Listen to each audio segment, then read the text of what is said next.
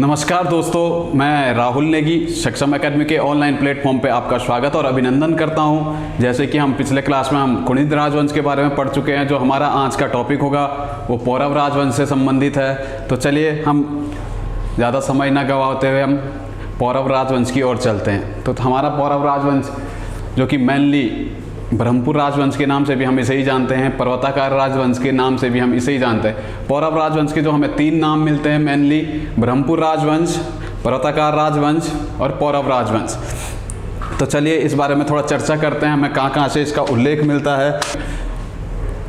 पौरव राजवंश की जानकारी जो देगा हमें तालेश्वर ताम्रपत्र देगा, दूसरी चीज़ हमें वैनचांग का विवरण देगा, तीसरी बात हमें हर्षवर्धन के अभिलेख, हर्षवर्धन के जो अभिलेख मिलेंगे हमें बांसखेड़ा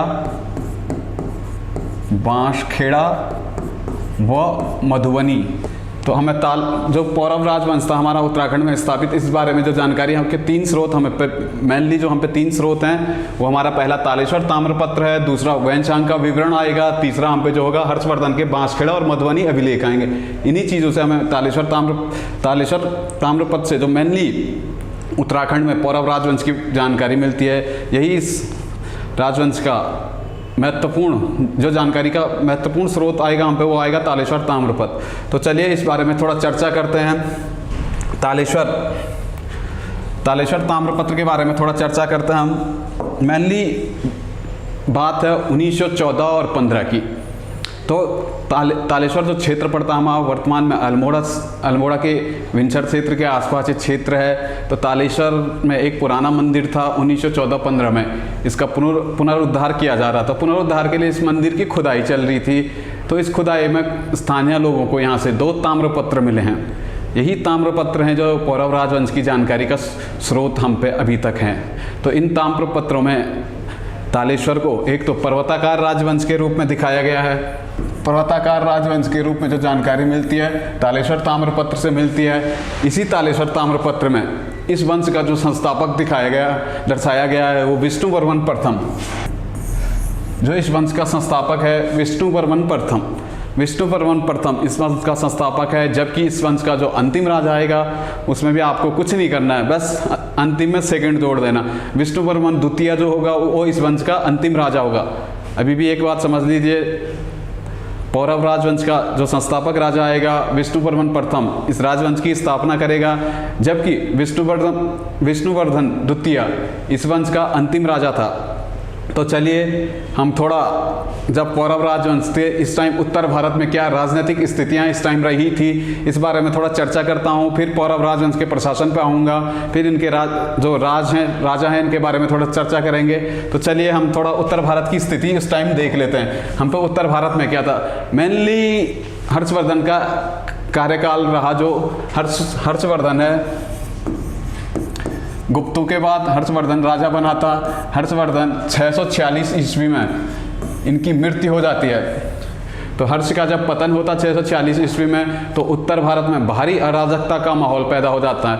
जो हर्षवर्धन के स्थानीय सामंत थे ये सभी एक एक कर अपने आप को स्वतंत्र करना शुरू कर देते। माना जब हर्ष की मृत्यु हुई तो एक के बाद एक राजा अपने आप को स्वतंत्र घोषित कर रहा था। इसी देखा देखी में उत्तराखंड में पौरव राजवंश का जो सामंत था विष्णुवर्मन ने भी अपने आप को एक स्वतंत्र राजा घोषित कर दिया।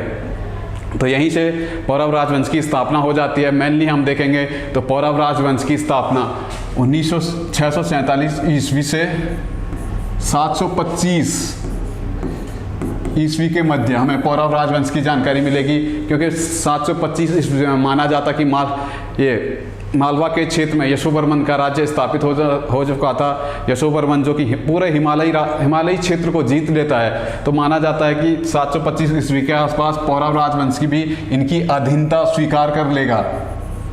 यशोवर्मन की अधीनता पौरव राजवंश ने भी 725 ईस्वी के लगभग स्वीकार कर ली थी। ये स्थिति थी उत्तर भारत में।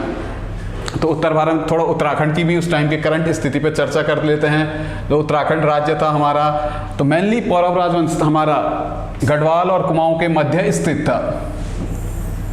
ये गढ़वाल और कुमाऊं के मध्य जो हमारा पौरव राजवंश स्थित था, इधर देहरादून हरिद्वार, उत्तर प्रदेश का सहारनपुर रीजन, इस रीजन में हमारा शत्रुघ्न राजवंश स्थापित हो चुका था। ये भी एक शक्तिशाली राजवंश था, शत्रुघ्न राजवंश स्थापित हो चुका था। तराई क्षेत्र में देखेंगे हम तो तराई में हम पे गोविषाण राज्य स्थापित था, गोविषाण राज्य स्थापित था। इधर ही हमारा देवप्रयाग के आसपास, देवप्रयाग के रीजन में हमारा जो क्षेत्र पड़ेगा, यहाँ पे कल्याण वर्मन ने भी अपना राज्य स्थापित कर चुका था। कल्याण वर्मन का राज्य इस समय स्थापित था। फिर उत्तर में जाएंगे तो जाड़ गंगा, ये चमोली बॉर्डर वाला रीजन था इस टाइम। इस क्षेत्र में भोट राज्य, भोट राज्य या इसी को हम स्त्री राज्य की संज्ञा भी देते हैं, स्त्री राज्य, ये राज्य था। फिर भिलंग घाटी में जब हम जाएंगे तो भिलंग घाटी में सोनपाल ने भी अपना राजवंश स्थापित कर चुका था। तो ये पौरव राजवंश के टाइम जो उत्तराखंड की राजनीतिक स्थिति थी वो इस प्रकार थी।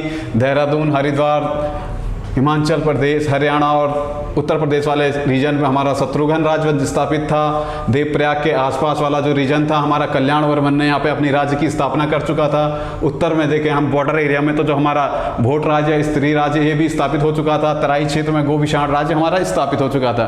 तो चलिए जो हम बात करेंगे मेनली, जो कनिंघम साहब इस पौरव राजवंश को मानते हैं, ये हमारा चमोली में अलकनंदा नदी से जो शुरू होगा और यहाँ नेपाल में करनाली नदी के मध्य, अलकनंदा नदी से करनाली नदी, करनाली वर्तमान में घाघरा नदी है जो कि नेपाल में स्थित है। तो कनिंघम ने इस राज्य का जो विस्तार बताया वो बताया है अलकनंदा से करनाली नदी के मध्य, लगभग मध्य गढ़वाल और कुमाऊं क्षेत्र के रीजन में हमारा पौरव राजवंश स्थापित था। फिर अब देखते हैं, हम थोड़ा चर्चा करते हैं वैनचांग। वैनचांग भी इस क्षेत्र में आया था। वैनचांग जब हर्षवर्धन के काल में पहले हरिद्वार पहुंचा था, फिर हरिद्वार से यात्रा करते हुए ब्रह्मपुर के क्षेत्र में गया था। इस ब्रह्मपुर को इसने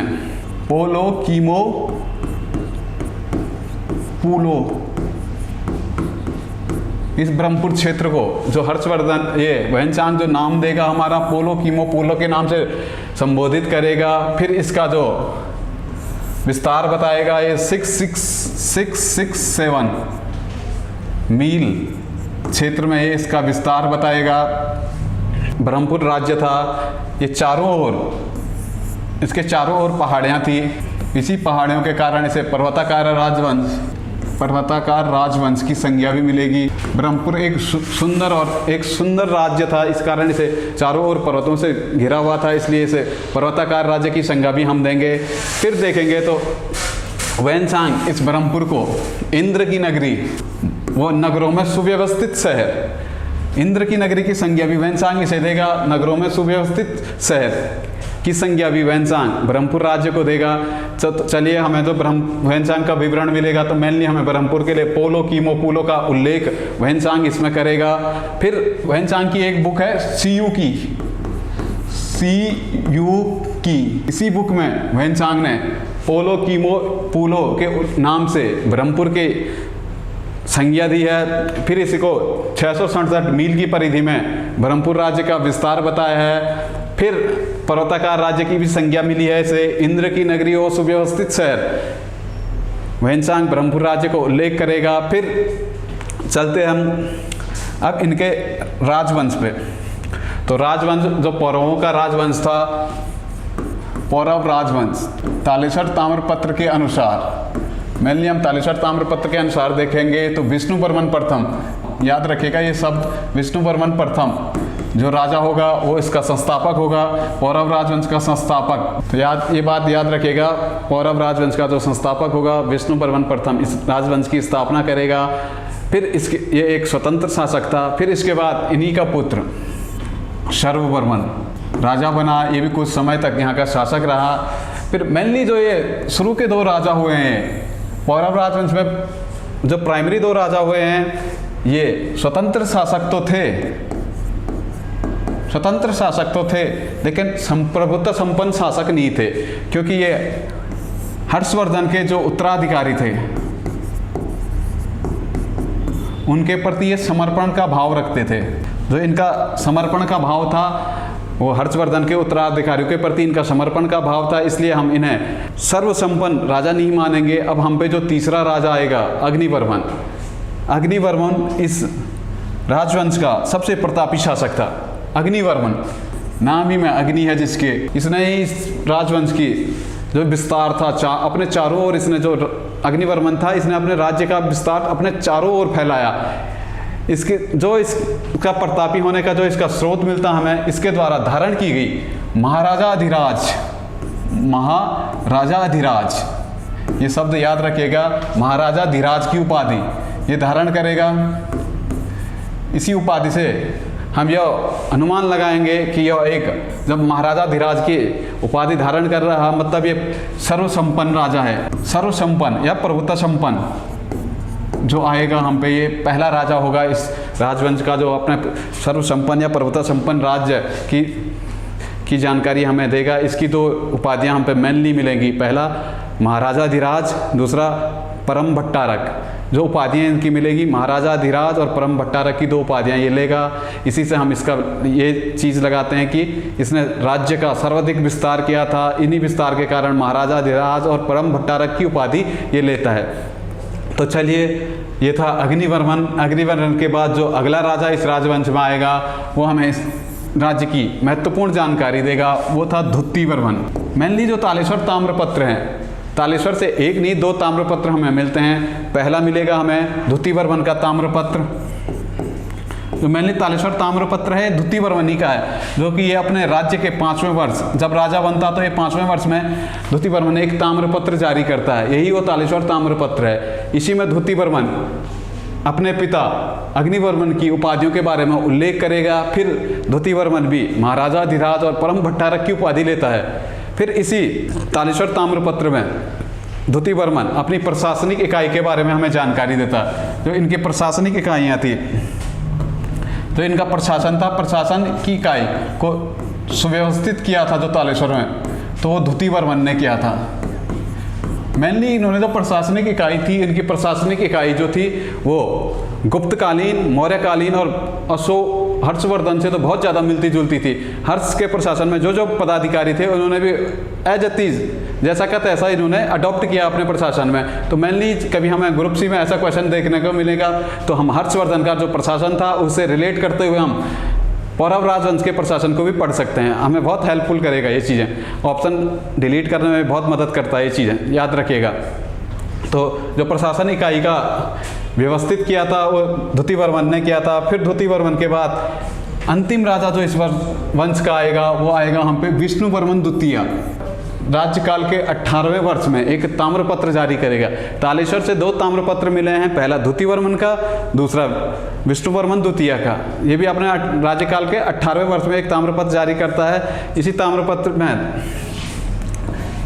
ये अंतिम राजा था। माना जाता है कि यशोवर्मन ने हिमालयी क्षेत्र में आक्रमण कर इस हिमालयी राज्य को जीत लिया था और विष्णुवर्मन द्वितीय जो कि यशोवर्मन की अधीनता स्वीकार कर लेता है। तो अंतिम राजा जो पौरव राजवंश का था विष्णुवर्मन द्वितीय था। पहला राजा जिसने इस वंश की स्थापना की थी विष्णुवर्मन प्रथम था। पहला संप्रभुता संपन्न राजा अग्निवर्मन था। तो चलिए अब इनका थोड़ा बहुत प्रशासन देख लेते हैं, इनकी राजस्व व्यवस्था भी हम देखेंगे।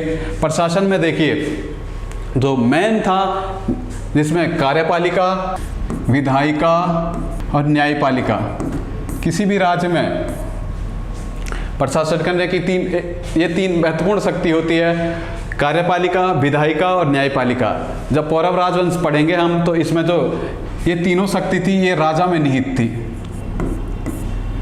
कार्यपालिका, विधायिका और न्यायपालिका की शक्ति राजा में थी, मतलब राजा एक सर्वोच्च सत्ता थी पौरव राजवंश में। जब ये तीनों राजा में निहित थी तो ये भी मान सकते हैं हम कि राजा निरंकुश था। इसके लिए हम एक शब्द का प्रयोग करेंगे वो निरंकुश। लेकिन जो इनकी उपाधियों इनके तालेश्वर ताम्रपत्र से मिलता है कि राजा निरंकुश होते हुए भी प्रजा के कल्याण में कार्य करता था। तो अब आते हैं इनके प्रशासन पे। इनके प्रशासन में एक पद मिलता है हम पे मेनली कुमारामात्य। कुमारामात्य का उल्लेख भी हमें तालेश्वर ताम्रपत्र से मिलता है। ये जो था कि कुमारामात्य आने वाला राजा या इसे ही हम युवराज, मेनली ये राजा का पुत्र होता था। आने वाला राजा जो था उसे कुमारामात्य के नाम से हम जानते हैं। फिर इनके उसमें एक और पद आता है हम पे महामात्य। महामात्य बोले या अमात्य भी कहते हैं हम इसे, या हम ऐसे सर्व विषयपति। देखिए हम पे 3 चीज़ें आ रही है, महामात्य, अमात्य या सर्व विषयपति। इसका वर्तमान समय में हम इसकी तुलना करते हैं तो हम इसकी तुलना प्रधानमंत्री से भी कर सकते हैं। ये उस टाइम का एक महत्वपूर्ण पद था जो कि राजा के बाद सर्वोच्च पद था प्रशासनिक इकाई के रूप में। ये राजा को सलाह भी देता था। तीसरा पद जो हम पे आएगा, अब आएगा बला अध्यक्ष। ये सेना का संगठन करता, सेना का संगठक, सेना का गठन करता था, संगठन करता। जो सेना का सर्वोच्च सेनापति होता था वो बला अध्यक्ष नहीं कहेंगे हम उसे, हम जो सेना का सर्वोच्च सेनापति था वो राजा ही था। बला अध्यक्ष जो था हमारा सेना का संगठन करता था। इसी के अधीन 3 पद हमें देखने को मिलेंगे मेनली। जयनपति पद का उल्लेख भी तालेश्वर ताम्रपत्र से मिलता है। जयनपति बोले तो हम ये माने कि उस टाइम सेना 3 भागों में विभक्त थी। एक थी हमारी पैदल सेना, दूसरी थी हमारी घुड़सवार सेना, तीसरी थी हमारी गज सेना। तो ये 3 सेना विभक्त थी। फिर ये तीन सेना जो थी कि बलाध्यक्ष के अधीन ही रहती थी। सेना में जैनपति जो पद मिलेगा हमें, ये पैदल सेना का प्रमुख होगा। पैदल सेना का जो प्रमुख मिलेगा हमें वो जैनपति। गज सेना जो हाथियों की हम पे सेना थी, इसका प्रमुख जो हम पे मिलेगा वो मिलेगा हमारा पीलूपति। या इसी का ऑब्लिक करके मैं एक चीज़ और लिख देता हूँ, गजपति या पीलूपति के नाम से तालेश्वर में इस चीज़ का उल्लेख मिलता है। जो हस्ती सेना का प्रमुख था पीलूपति, जो पैदल सेना का प्रमुख था जयनपति, तीसरा जो अश्व सेना का प्रमुख था या घुड़सवार सेना का प्रमुख था ये था अश्वपति। ये मेनली बलाध्यक्ष के अधीन कार्य करते थे ये तीनों। तो ये हमारी सेना थी। फिर इसमें एक और पद आता है राजगुरु। मेनली राजगुरु का जो कंसेप्ट है ये इन्होंने हर्षवर्धन के प्रशासन से लिया है। राजगुरु राजा को सलाह देने का कार्य करता था। अब हम पे जो अगला पद आएगा इनके पुलिस व्यवस्था से भी देख लेते हैं हमें। दंडपासिक जो कार्य था या आंतरिक शांति बोले तो आज के टाइम पे हम जो देखेंगे तो पुलिस व्यवस्था, पुलिस अधीक्षक जो दंडपासिक था ये आंतरिक शांति की व्यवस्था देखता था। जब भी हम देखेंगे हमारे क्षेत्र में आजकल के वर्तमान समय में देखेंगे तो कभी भी अशांति का माहौल पैदा होता तो पुलिस सबसे पहले आती थी। इसीलिए जो दंडपासिक था ये उस टाइम का आंतरिक शांति देखता था। ये वर्तमान समय में पुलिस से हम इसकी तुलना करेंगे। फिर इनमें एक और पद मिलेगा प्रतिहार। जो राजमहल में आने जाने वालों पे नज़र रखता था वो था प्रतिहार। राजप्रसाद, प्रसाद जो है कि महल का पर्यायवाची शब्द है, इसको भी याद रखना। राजप्रसाद में आने जाने वालों पे जो नज़र रखता था, आने जाने वालों पे जो नज़र रखेगा वो प्रतिहार होगा। फिर एक और पद हम पे मिलेगा शुभकारापति। शुभकारापति जो होगा कि भोजन व्यवस्था का प्रमुख होगा, भोजनालय को देखेगा शुभकारापति। तो चलिए ये था इनका प्रशासन। अब थोड़ा इनके राजस्व नीति भी देख लेते हैं। मेनली जो प्राचीन समय में जो राजस्व व्यवस्था थी वो मनुस्मृति पर आधारित थी। मनुस्मृति में कहा गया कि राजा प्रजा की भलाई के लिए कर वसूल सकता है, जो कर की 1/6 भाग होगा। इसका उल्लेख भी हम पे मनुस्मृति में कहा गया है। तो मनुस्मृति से ही इन्होंने अपना राजस्व लिया था। इनका जो राजस्व था वो राजस्व कर था जो वो 1/6 भाग था। इसी कारण इन्हें षडभागी, जो छठा भाग राजा को दिया जाता था कर के रूप में, इसी कारण ये राजा षडभागी भी कहलाए। फिर इनमें जो पौरव राजवंश में था इनमें 2 कर मुख्यतः प्रमुख थे। पहला भाग, दूसरा भोग। ये दोनों अलग अलग कर थे, भाग और भोग। भाग कर मेनली जो देखेंगे तो हम कृषि पे लगता था, भूमि पे लगता था भाग कर। जो भाग कर होगा वो मेनली भूमि कर था। याद रखिएगा ये बात, भाग कर भूमि कर था। भाग कर को वसूलने वाला भागिक, भाग कर भूमि कर और भाग कर को वसूलने वाला भागिक। ये था भूमि कर जो कि 1/6 था, भूमि कर। इसे वसूलने वाला हम पे जो पद मिलेगा वो मिलेगा भागिक। और जो अन्य कर थे, जो भूमि कर को छोड़ के जो अन्य कर थे इन्हें भोग कहते थे। भूमि कर भाग, भूमि कर को छोड़ के जो अन्य कर मिलेंगे इन्हें भौगिक कहेंगे। ये बात थोड़ा ध्यान से सुनिएगा, एक बार और रिपीट कर देता हूँ, क्योंकि आपकी लगातार क्वेरी आ रही थी कि जो क्लास चलेगी थोड़ा स्लो चलाइए। एक बात बताता हूँ कि जो क्लास स्टार्ट की थी हमने, तो हमें क्रैश कोर्स के रूप में कहा गया था कि 2 महीने में क्रैश कोर्स ख़त्म करना है, पर तब भी आप लोगों ने जब इतना ही कहा तो थोड़ा बहुत क्लास को स्लो करता हूँ, आपको समझा देता हूँ। बेसिकली एक बार समझा दिया तो दोबारा आपको पढ़ने की ज़रूरत नहीं होगी। बाकायदा आपको केवल इतना करना है कि थोड़ा बहुत आप नोट्स बनाते रहिए, जो कि लास्ट टाइम पे बहुत काम आते हैं। जब एग्ज़ाम की डेट आती है तो आदमी बहुत हबड़ तबड़ करता है, इस टाइम पे नोट्स बहुत काम आते हैं आपके, तो इसलिए थोड़ा बहुत नोट्स बनाते हुए चलिएगा। लास्ट हफ्ता जो एग्ज़ाम का होता है उसमें पढ़ने के लिए बहुत आपकी मदद करता है आपके नोट्स। तो चलिए, जो भोग कर था वो अन्य कर थे, जो भाग कर था वो भूमि संबंधित कर था, भोग कर को वसूलने वाला भौगिक, भूमि कर को वसूलने वाला भागिक।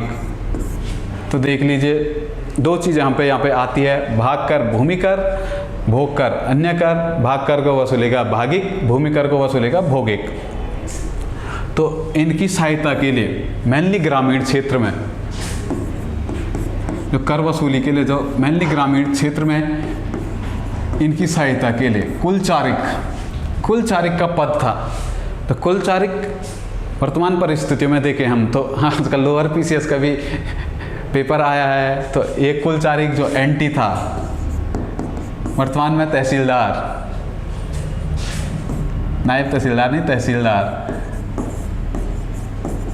इससे हम इसकी तुलना करते हैं। जो कुलचारिक का पद मिलता है हम पे वर्तमान टाइम पे, ये तहसीलदार का पद था, ये कि ग्रामीण, जिसका कार्य ग्रामीण क्षेत्रों में राजस्व वसूली का प्रमुख होता था। तो चलिए, ये थी इनकी राजस्व प्रणाली। अब इसमें थोड़ा और चर्चा कर लेते हैं। तो जो ये हमें तालेश्वर ताम्रपत्र होता है, इससे हमें जो जानकारियाँ मिलती है, एक तो इसमें द्रोणवापम,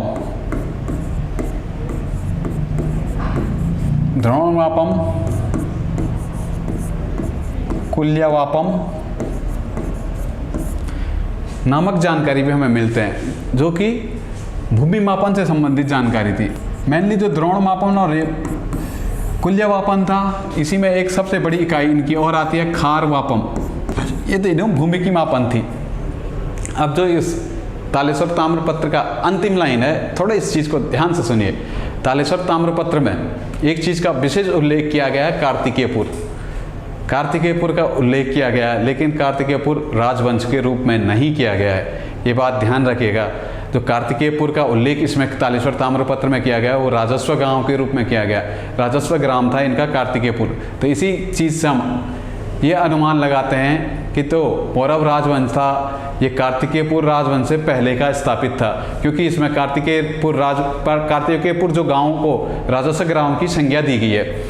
जो कार्तिकेयपुर था, तालेश्वर ताम्रपत्र में इसका उल्लेख हुआ है कार्तिकेयपुर का, लेकिन राजवंश के रूप में नहीं। ये बात हमेशा ध्यान रखिएगा। इसमें इसको राजस्व ग्राम की संज्ञा दी गई है। राजस्व ग्राम था इनका कार्तिकेयपुर। तो इसी से हम इसका अनुमान लगा सकते हैं कि जो पौरव राजवंश था, ये कार्तिकेय राजवंश से पहले स्थापित हो चुका था। तो ये चीज़ें हमें तालेश्वर ताम्रपत्र से मिलती है। ये चीज़ें हमारे पौरव राजवंश से संबंधित थी। इस चीज़ों में मैं आपका लगभग पूरा टॉपिक कवर कर चुका हूँ। तो चलिए दोस्तों, हमारा पौरव राजवंश यहीं पे ख़त्म होता है। जब हम अगली क्लास में मिलेंगे तो हमारा अगला क्लास होगा कार्तिकेयपुर राजवंश, जो कि हमारा राजवंश स्थापित हो चुका है। यहाँ पे हमें जानकारी के ज़्यादा स्रोत हैं, तो फैक्ट भी ज़्यादा बनेंगे। अब ये इंटरेस्टिंग भी हो जाता है, क्योंकि ये जो प्राचीन इतिहास था थोड़ा बहुत बोरिंग भी था। तो चलिए मिलते हैं जल्दी, कार्तिकेयपुर राजवंश की स्थापना कराएंगे। ठीक है, धन्यवाद।